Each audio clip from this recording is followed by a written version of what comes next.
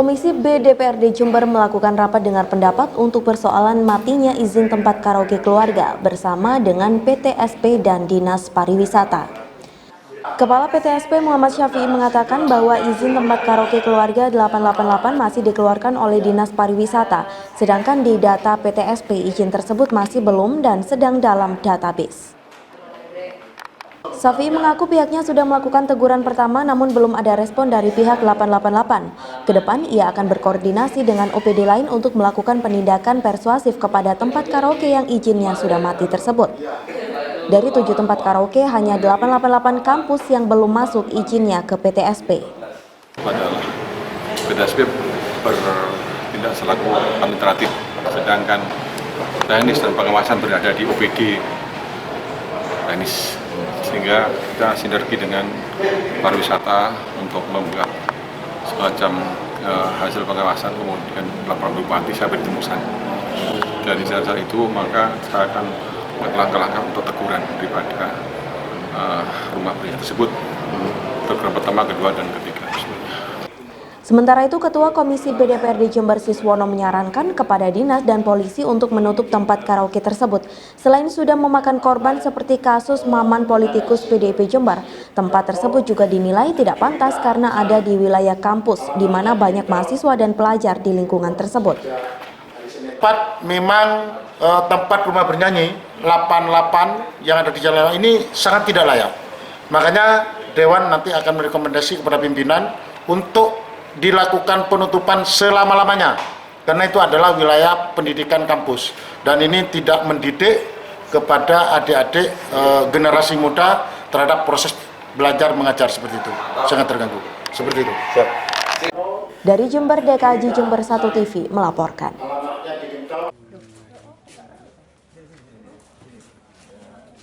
Kedua pelaku dengan inisial S dan W berhasil diringkus polisi setelah lama menjadi target operasi. Dalam penangkapan kedua pelaku ini, polisi menemukan kedua pelaku saat pesta sabu di perumahan lingkungan Jalan Mojopahit, Jember. Di tempat tersebut, polisi berhasil mengamankan 2 alat bong, sabu 1/4 gram, timbangan mini, dan 7 butir pil ekstasi. Dari pengakuan pelaku, keduanya merupakan teman kerja dan teman bermain. Keduanya janjian melakukan pesta sabu di Jember, namun naas saat pesta sabu keduanya diringkus tim Satreskoba Polres Jember. Kini kasusnya akan terus dikembangkan karena di tempat kejadian perkara terdapat timbangan mini. Polisi menduga salah satu pelaku juga sebagai pengedar dengan wilayah edar Kabupaten Jember. TSK S dan W ini adalah TO yang sudah cukup lama dari kami dan sangat licin. Tentunya berkat penyidikan dari anggota kami bisa melakukan penangkapan terhadap TSK S maupun W. Untuk mempertanggungjawabkan perbuatannya, pelaku terancam Undang-Undang Narkotika dengan ancaman hukuman maksimal 20 tahun penjara dan minimal 5 tahun penjara. Dari Mapolres Jember, Yudis Adi Jember 1 TV melaporkan.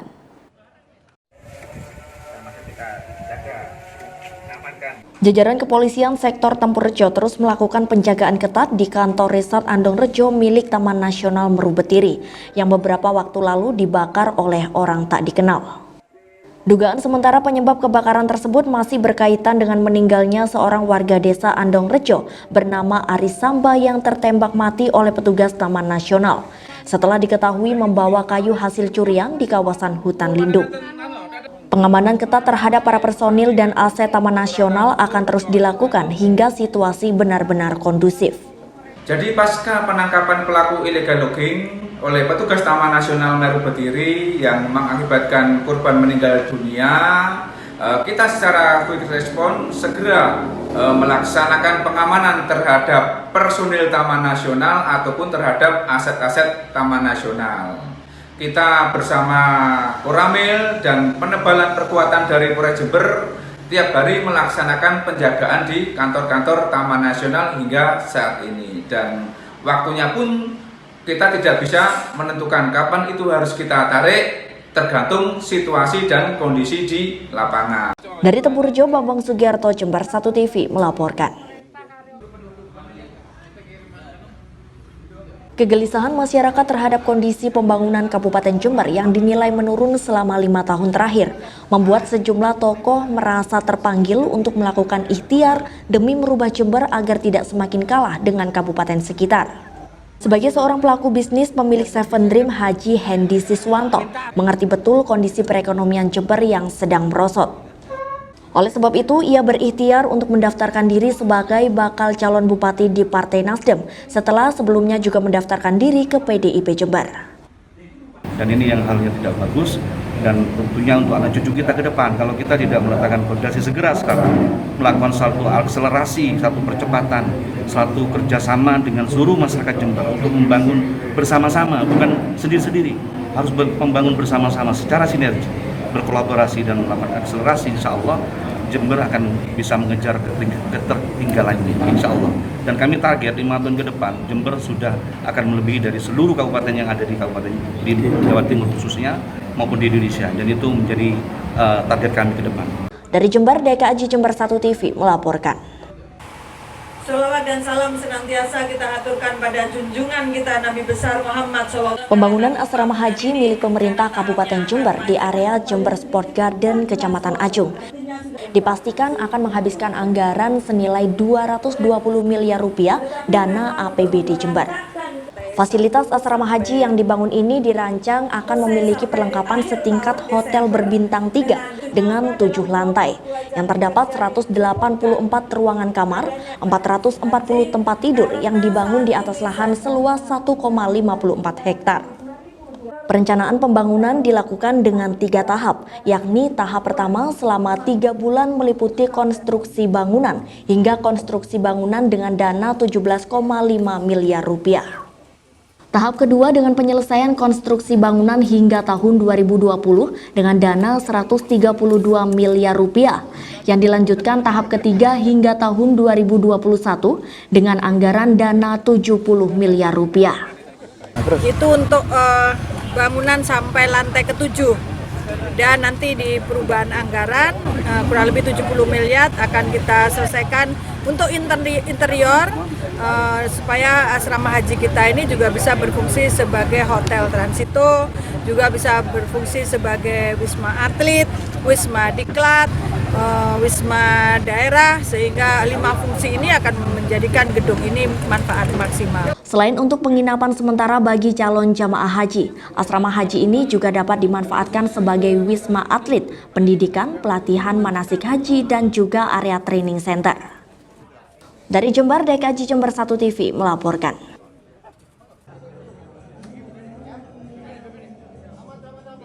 Saat sidak di rumah karaoke 888 Jalan Jawa Jember ditemukan beberapa botol miras jenis arak dan juga miras produksi luar negeri yang memiliki kadar alkohol yang cukup tinggi. Tak hanya itu, anggota DPRD yang didampingi juga oleh polisi dan Satpol PP mengamankan sejumlah laki-laki hidung belang berikut dengan wanita penghibur atau pemandu karaoke. Dengan ditemukannya miras ini tak hanya menyalahi aturan yang berlaku, namun juga melanggar keetisan tempat hiburan yang seyogyanya buka pada malam hari, namun ini ditemukan pada saat siang hari. Terlebih kawasan di Jalan Jawa merupakan pusat pendidikan dan berada di tengah kampus. Keberadaan karaoke 888 ini juga sangat mengganggu aktivitas belajar mengajar. Selain itu, di lokasi karaoke tersebut beberapa hari yang lalu sempat terjadi penganiayaan yang berujung pada perkelahian yang menyebabkan salah satu korbannya mengalami kritis. Sangat prihatin ya, ternyata hasil sidak hari ini ada di ruang 2 room, itu nomor berapa dan nomor berapa, tapi fakta ketika kita geledah room yang pertama itu kita temukan semacam arak minuman keras ya itu. Yang kedua, di room kedua kita temukan minuman beralkohol itu kategori tinggi 17%. Padahal di Jember ini 0 sampai 5. Nah, ini sudah menjadi proses di jajaran Polres, apakah itu tipiring seperti apa kita tunggu gitu. Yang selanjutnya saya mencoba tadi kepada kasir atau staf yang menjaga di tempat karaoke 88 ini, saya tanya izin penjualan miras itu enggak punya. Dan kalau izin perizinan tempat karaoke itu faktanya dari Dinas Pariwisata itu sejak tanggal 26 April 2019 itu sudah izinnya masa berlakunya habis. Artinya sudah 6 bulan kurang lebih ini mereka di sini beroperasi tanpa izin. Ketua Komisi B DPRD Jember Siswono juga mendesak pemerintah daerah untuk menutup sementara rumah karaoke ini sampai izin bisa terpenuhi atau tertib menaati peraturan yang berlaku. Sementara itu, Kepala Satpol PP Jember Arif Cahyono akan melaporkan ke PTSP Pemkab Jember sambil menunggu instruksi lebih lanjut apakah nanti akan ditutup sementara atau bagaimana sesuai peraturan yang berlaku. Yaitu, kami bisa bertindak atas istilahnya bantuan penertiban yang bantip dari OPD teknis dalam ini yaitu PTSP. Nah, biasanya PTSP ini akan menerbitkan surat peringatan. Setelah itu beliau akan meminta bantuan penertiban penindakan kepada kita. Nah, dasar bantuan penertiban penindakan itu maka kita akan lakukan seperti apa yang tertera di surat dari OPD teknis tersebut. Nah, meskipun secara fakta sendiri sudah menemukan ya, fakta kan tidak bisa menghilangkan administratifnya kan. Ya. Karena itu tadi kita juga menghindari seperti bagaimana saya sampaikan di ruang sidang tersebut, dampak implikasi hukumnya kan pada kita bagaimana nanti kan jangan sampai nanti kita melakukan penindakan ternyata ada tindakan balik seperti di tetangga sebelah kan pernah juga di Lumajang kan pernah jadi di Batu dan sebagainya. Dari Jember, Yudisadi, Jember 1 TV melaporkan. Lalu yang ketiga, buka. Usai mengisi seminar nasional di FKIP Universitas Jember, Wakil Gubernur Jawa Timur Emil Elistianto Dardak menjelaskan bahwa usulan penambahan titik jalan tol di Lumajang dimunculkan agar bisa menyelesaikan persoalan macet yang kerap terjadi di Jalan Lumajang dan Probolinggo.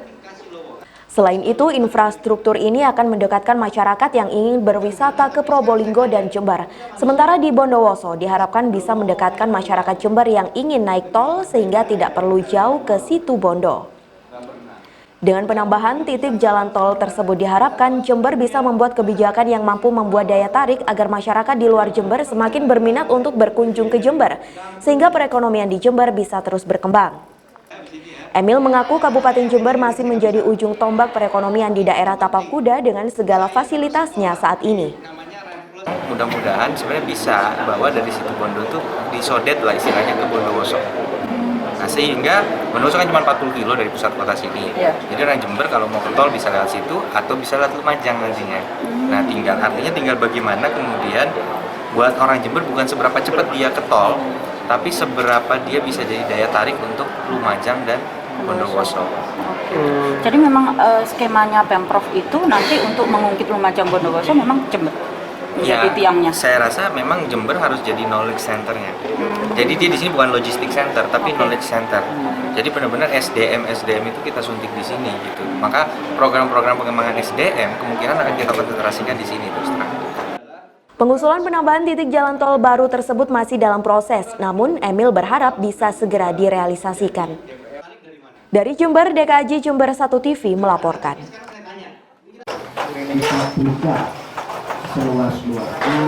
Utusan khusus DPP PDIP Habib Ahmad Al-Mudor menjelaskan 12 orang yang daftar melalui proses penjaringan dan penyaringan PDIP saat ini sedang dikaji oleh DPP PDIP. Ahmad mengaku PDIP saat ini akan lebih teliti sebelum menetapkan siapa yang akan dicalonkan sebagai bupati. Sebab dirinya menilai bupati yang saat ini mencalonkan kembali melalui PDIP dinilai tidak loyal kepada partai.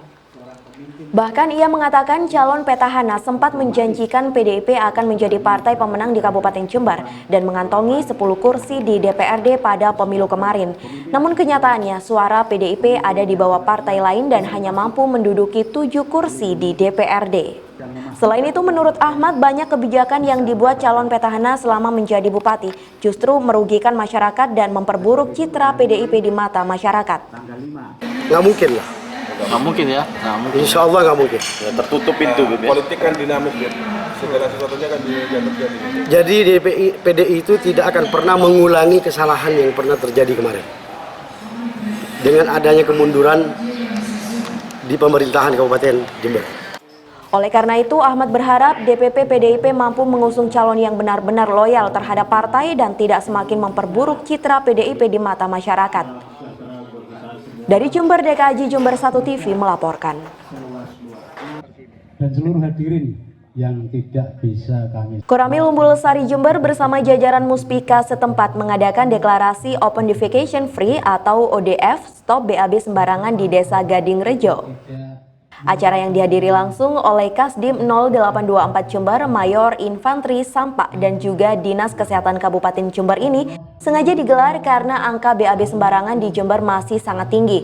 Menurut data tahun 2013, jumlah masyarakat yang tidak memiliki WC mencapai 697.098 orang. Dalam pidatonya, Kasdim 0824 Jember, Mayor Infantri Sampak menghimbau agar masyarakat Jember harus lebih sadar dalam meningkatkan kebersihan lingkungan, terutama tidak BAB sembarangan karena dapat memicu penyebaran penyakit. Ini luar biasa di mana Jember sini masih ada ya data 2013, saya katakan tadi bahwa masih ada 697.098. Dan insya Allah dengan adanya ini gerakan ini, insya Allah tahun depan nggak ada lagi yang nggak punya WC, dan untuk buang air ini bisa di tempatnya masing-masing sehingga bisa tidak menimbulkan penyakit. Jadi sekali lagi ini Desa Gading Rejo ini sebagai desa yang luar biasa yang bisa menjadi contoh desa-desa lain sehingga anak-anak kita, orang dewasa, orang tua bisa kemana-mana dengan suasana yang asri, indah. Menurut Kepala Puskesmas Umbul Sari Dr. Dandi Chandra, gerakan di Desa Gading Rejo ini akan dijadikan pioner percontohan bagi desa lainnya di Kabupaten Jember. Desa Gading Rejo bebas ODF, di mana ODF adalah Open Defecation Free. Desa Gading Rejo berarti dinyatakan sudah layak untuk menjadi suatu desa percontohan, di mana masyarakatnya sudah bisa membuang air besar pada tempatnya. Alhamdulillah, mudah-mudahan Desa Gading Rejo ini menjadi satu desa pionir di Kabupaten Jember, dan mudah-mudahan ini nanti bisa mengurangi terjadinya angka risiko infeksi di masyarakat, dan mudah-mudahan ini nanti menjadi satu pilot project di Kabupaten Jember, dan mudah-mudahan ini nanti bisa membantu program-program kesehatan pada umumnya di Kabupaten Jember. Dari Umbul Sari, Bambang Sugiarto, Jember 1 TV melaporkan. Menristek membuka dan meresmikan Gedung Integrated Laboratories Auditorium dan Agroteknopark Universitas Jember Kamis siang. Menristek juga menilai fasilitas baru ini cukup layak dan megah untuk perkembangan kampus. Selain aula, di gedung ini juga terdapat ruang pameran yang bisa digunakan mahasiswa untuk menunjukkan hasil praktikumnya dalam perkuliahan. Dengan akreditasi Universitas Jember yang sudah A ini, diharapkan 75% prodi yang ada di Universitas Jember juga semakin membaik. Untuk itu dibutuhkan branding guna menuju perbaikan mutu tersebut. Ya, fasilitas baru yang tersedia, harapan saya mutu pendidikan tinggi di Universitas Jember makin baik. Ya, harapan saya makin baik. Sekarang perguruan tinggi ini sudah akreditasi A. Akreditasinya yang A berapa? Katakan 31, paling tidak 5 tahun ke depan itu bisa 80%, 75% sudah A, itu minimal itu. Itu harus kita targetkan. Jadi 4 tahun ke depan 75% prodi yang ada di Universitas Jember harus sudah akreditasi A dengan tambahnya fasilitas tersebut. Dari Jember, Yudisadi, Jember 1 TV melaporkan.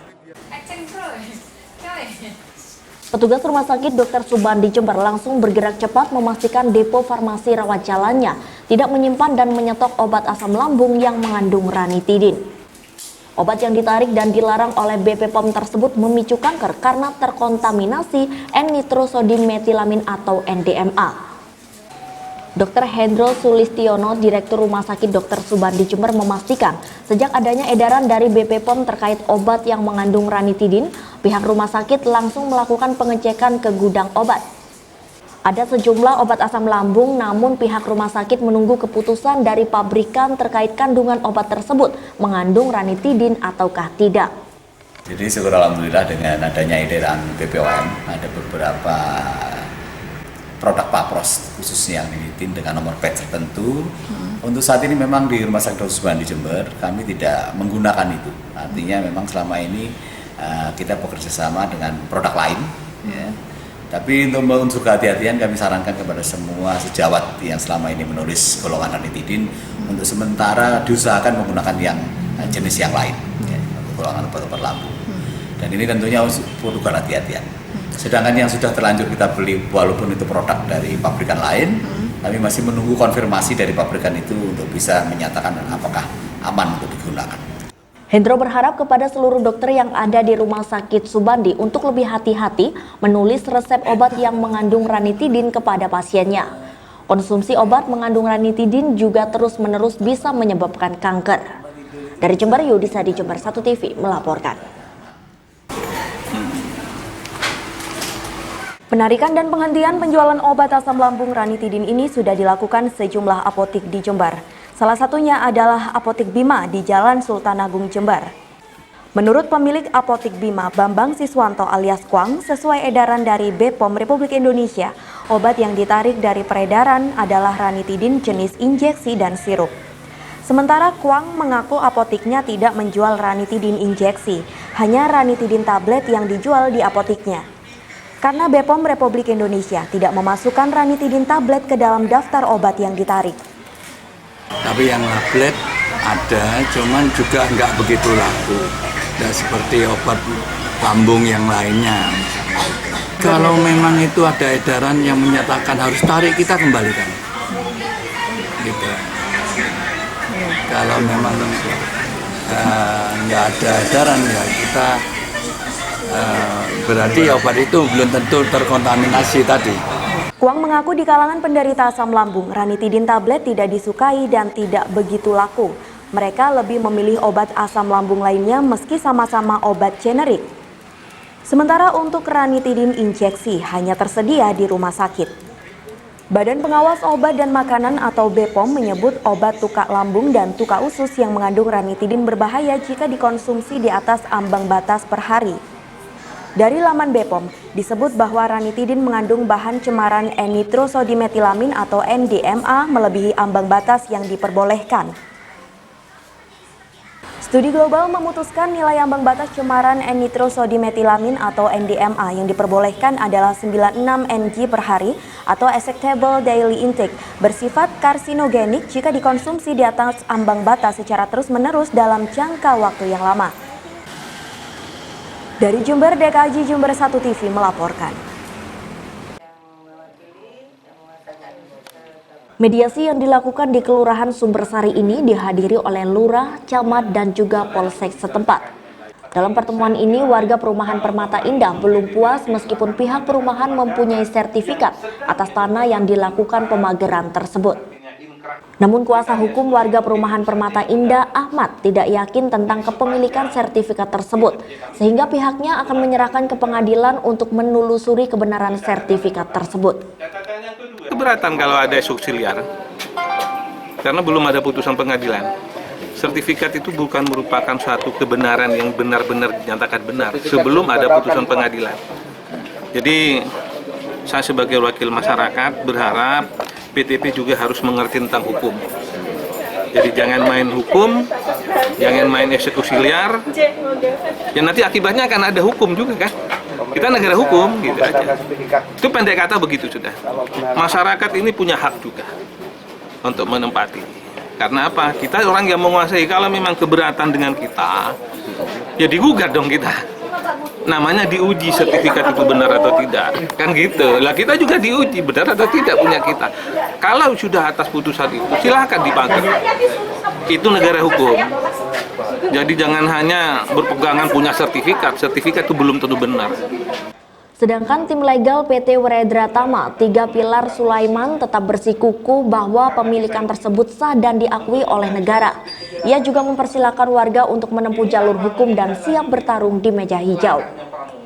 Ya, kalau mereka merasa punya hak atas tanah itu dan merasa kami sewenang-wenang memagar batas hak perusahaan, silahkan melapor ke kepolisian, ya pihak keamanan. Kalau diterima, silahkan lapor lagi ke pengadilan. Kami punya sertifikat yang sah menurut negara. Apa kami yang harus mengalah dengan kwitansi tipu-tipu orang lain? Ya kami tidak mau dong seperti itu. Kami membela hak kami, mengupayakan hak kami. Sementara itu, menurut Kepala Kelurahan Sumbersari, Ani Wijayanti, mediasi ini dilakukan untuk menemukan jawaban terbaik. Namun ada pihak-pihak yang tidak hadir seperti pemilik tanah dan PT terdahulu sebelum PT WTP mengelola. Catatan itu ya, kemudian dari yang PT kedua ke PT ketiga juga kan seharusnya juga ada catatan mana yang sudah terbeli, mana yang enggak, kan itu take over atau gimana kan kita belum tahu di ininya ya. Kita harapkan besok memang harus hadir biar ketemu solusinya ya. Paling tidak ada win-win solution, masyarakat tidak dirugikan. PT yang menangani sekarang juga tidak rugi, itu maksudnya. Dari Jember, DKAJ Jember 1 TV melaporkan.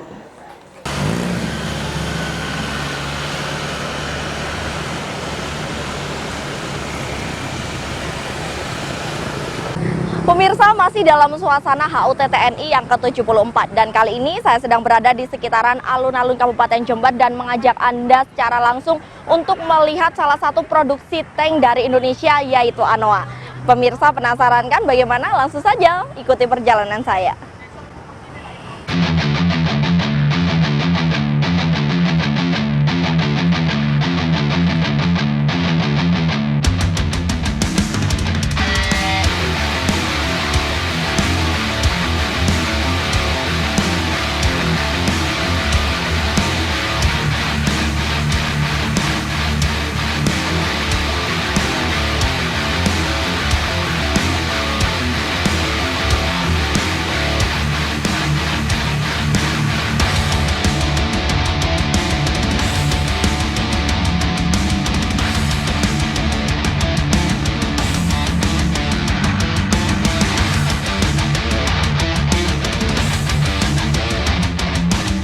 Dalam memperingati Hari Ulang Tahun TNI yang ke-74, TNI bersama Pemkab Jember menggelar pameran alutsista di alun-alun Jember. Berbagai kendaraan tempur dipamerkan, salah satunya Panzer Anoa yang diproduksi oleh PT Pindad. Panzer Anoa adalah salah satu kendaraan tempur yang dikembangkan oleh PT Pindad untuk memenuhi kebutuhan kendaraan pengangkut pasukan. Dengan terciptanya kendaraan ini, TNI akan bisa lebih mudah untuk mendelegasikan pasukan-pasukannya ke daerah konflik. Sejarah pengembangan Panzer Anoa ini dimulai pada tahun 2003 oleh PT Pindad sebagai hasil dari meningkatnya intervensi militer di Provinsi Aceh. TNI Angkatan Darat membutuhkan kendaraan angkut untuk personil untuk menunjang operasi militer di Aceh.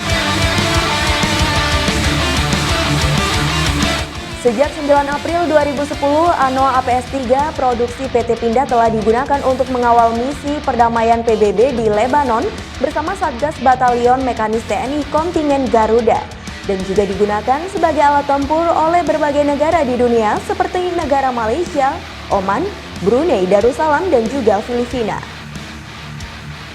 Untuk menunjang dalam operasi TNI, PT Pindad juga memproduksi Anoa ambulan yang digunakan sebagai kendaraan medis untuk di medan-medan terjal maupun di medan perang.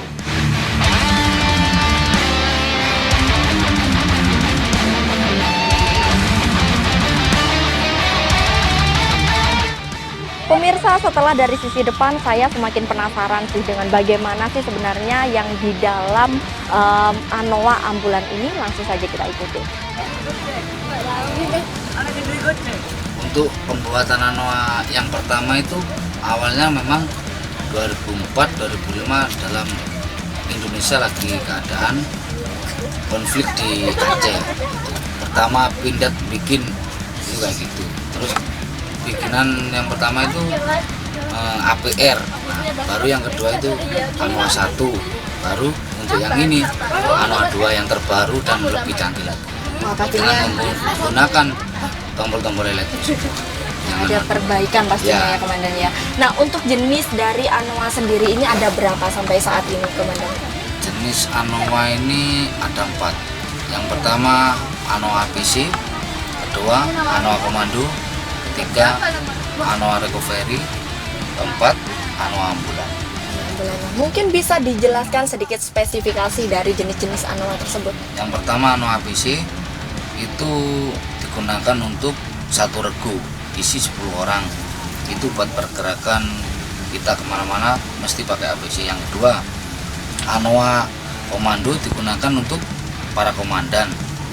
Yang ketiga, Anoa recovery ini digunakan untuk cara mengatasi apabila kendaraan tempur yang lain dapat masalah, dia ikut bergerak. Nah, untuk Anoa ambulan untuk orang-orang yang mungkin ada kecelakaan dalam latihan bisa dimasukkan di sini.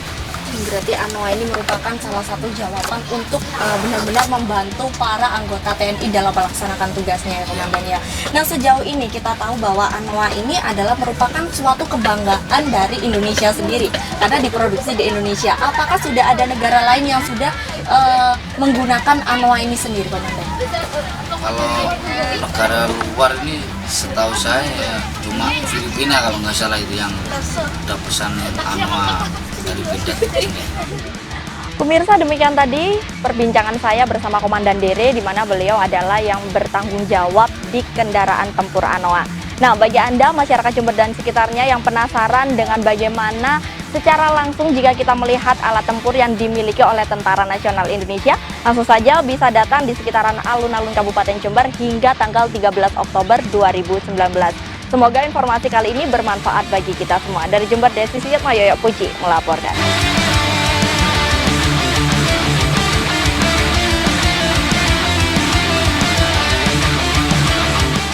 Pemirsa, tank merupakan kendaraan tempur berlapis baja yang bergerak menggunakan roda berbentuk rantai.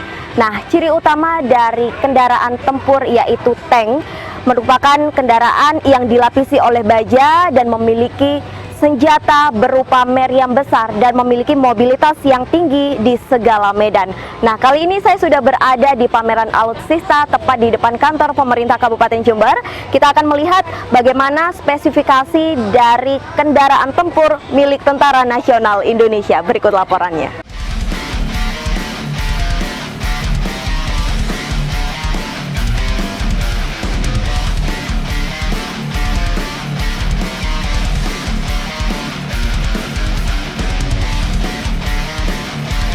Dalam menunjang tugas dalam medan perang, TNI dibantu dengan berbagai macam kendaraan tempur lapis baja.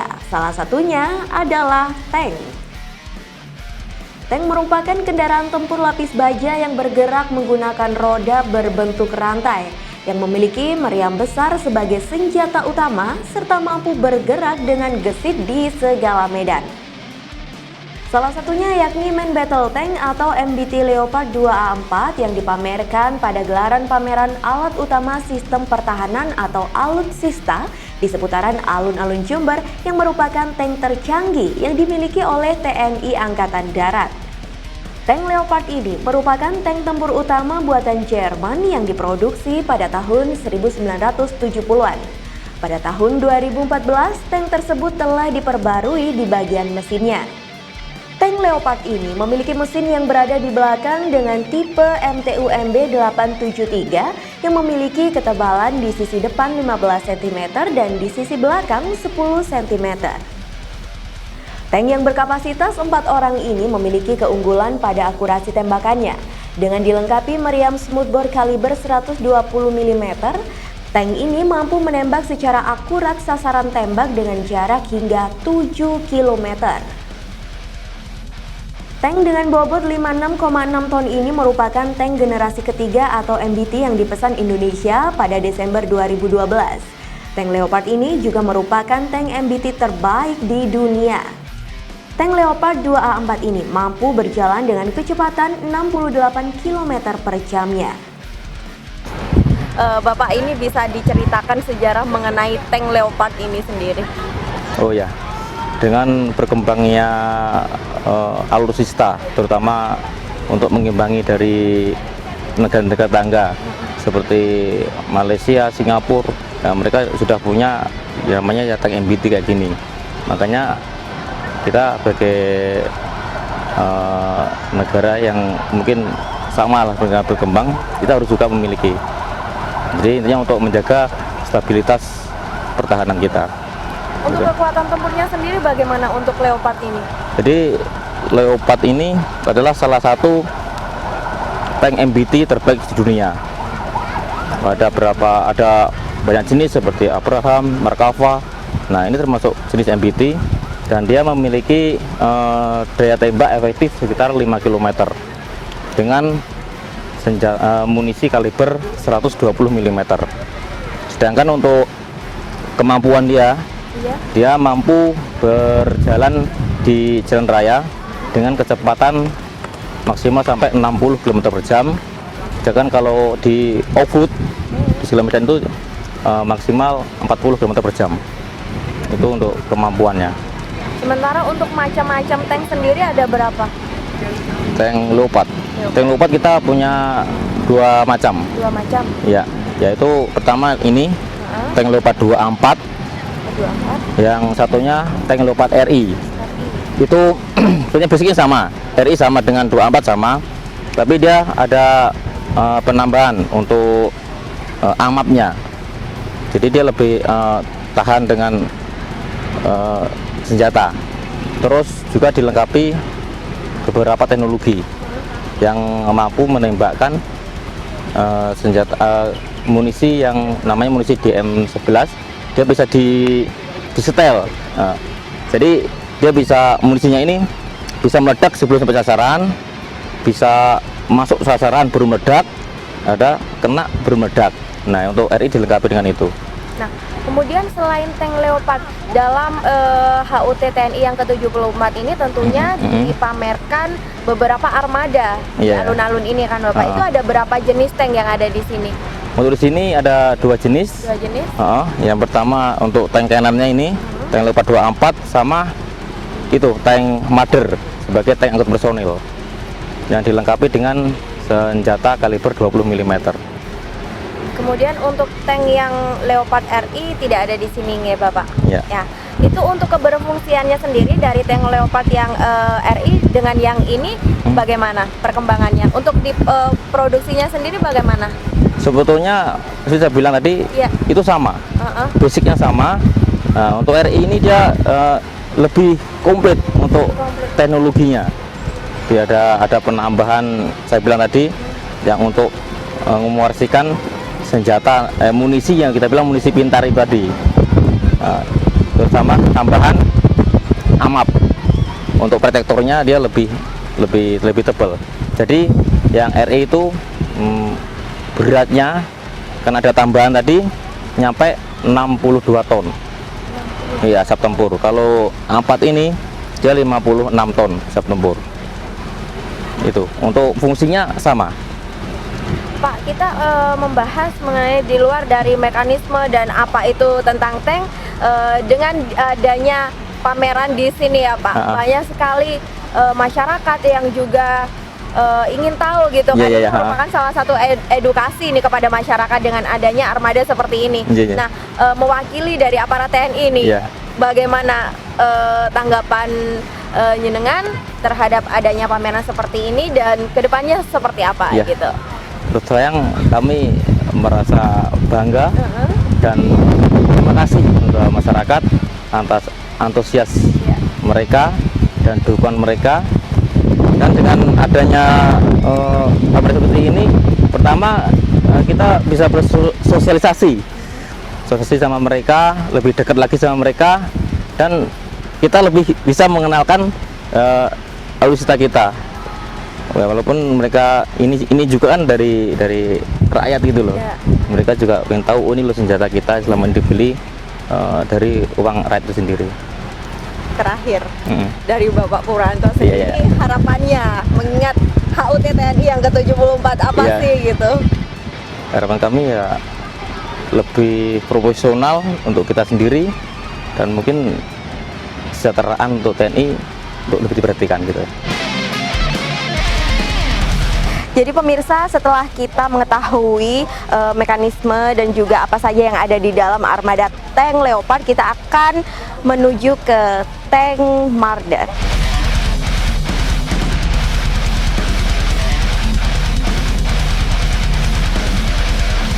Selain MBT Leopard 24 ini, TNI juga memamerkan kendaraan tempur tank lainnya yang salah satunya adalah tank Marder. Tank Marder ini merupakan kendaraan tempur infanteri atau kendaraan pengangkut personil. Dilengkapi dengan senjata kaliber 20 mm, Tank Marder ini memiliki kapasitas 10 orang. Tank Marder ini memiliki mesin yang berada di depan dengan tipe mesin MTU MB833 dengan ketebalan sisi depan 15 cm dan belakang 10 cm. Pak, kalau kapasitas di Tank Marder sendiri ini berapa jumlahnya?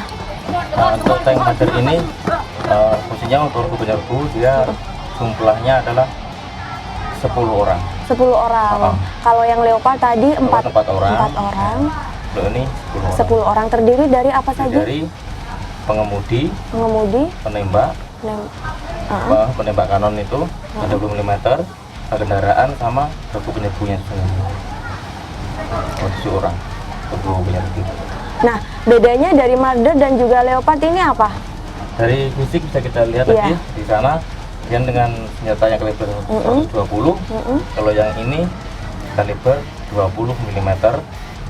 Untuk dalamnya bisa kita lihat ini ada senjata duduk, yang ini untuk regu penyerbu, yang di sana untuk penembak, dan itu untuk pengemudi.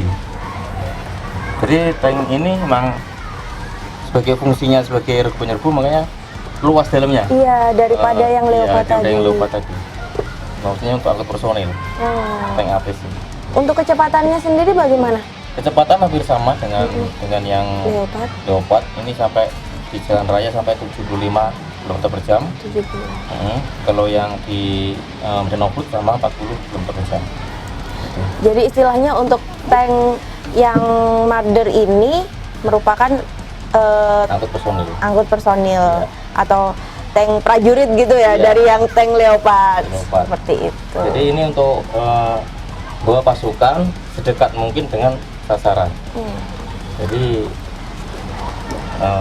lebih efisien untuk pasukan ini mendekati sasaran. Itu harus 2 gitu ya, Pak? Seharusnya ini bukan 2, jadi untuk orgasnya, isinya itu 3 tank kanon, 1 tank ini, tank APC.